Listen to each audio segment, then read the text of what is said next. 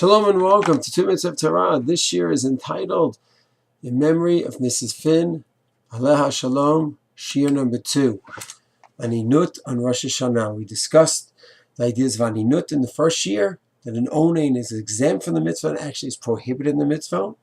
We said that on Shabbat and Yom Tov there's no burial involved, so therefore the basic halachot of Aninut don't apply, and the person does go to shul, does daven, does the mitzvah, says brachot, recites the bracha sheyatzar, hamotzi, etc., because there's no involvement in the burial. Does that mean there's no signs of Availut whatsoever, Aninut at all? The person is a regular person halachically? The answer is no. In Shin Mem Aleph, in Yoreh Deah, what does the Shulchan Aruch write? He says that on Shabbat and Yom Tov he's chayiv in all the mitzvot, but he is aser in tashmish hamita.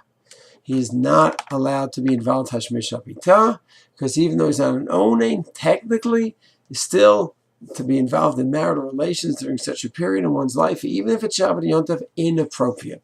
So it would seem to say that the only thing that's prohibited is tashmish hamita.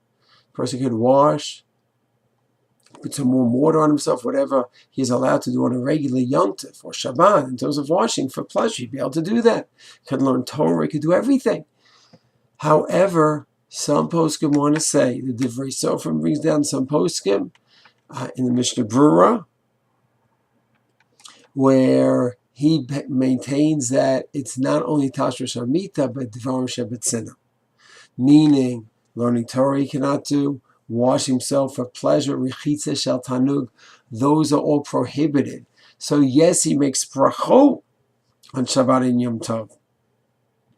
Yes, he has to hear shofar, but private Availut he does keep, which includes washing, Rechitza Shel Tanug, putting oil on yourself, with Simcha Shel Tanug, if it's for pleasurable reasons.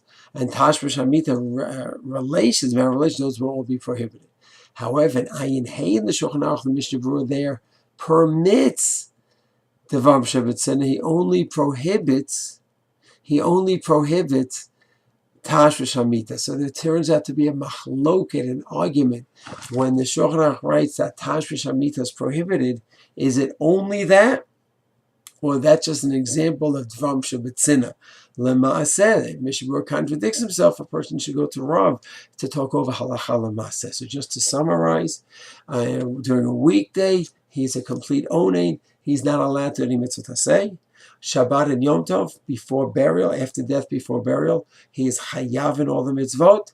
Regarding private availut, including tashmish hamita, marital relations, washing for pleasure, anointing for pleasure, learning, then that's subject to dispute. The Shulchan Aruch and Yoreh Deah write only about tashmish hamita. However, some poskim in other places mention that that's an example of Dvam Shebetzina, and therefore a person during Shabbat and Rosh Hashana, like the Finns had, according to this opinion, could not learn, could not wash. And others would say no. So it's a machloket and have to be discussed with one's posek. Shalom.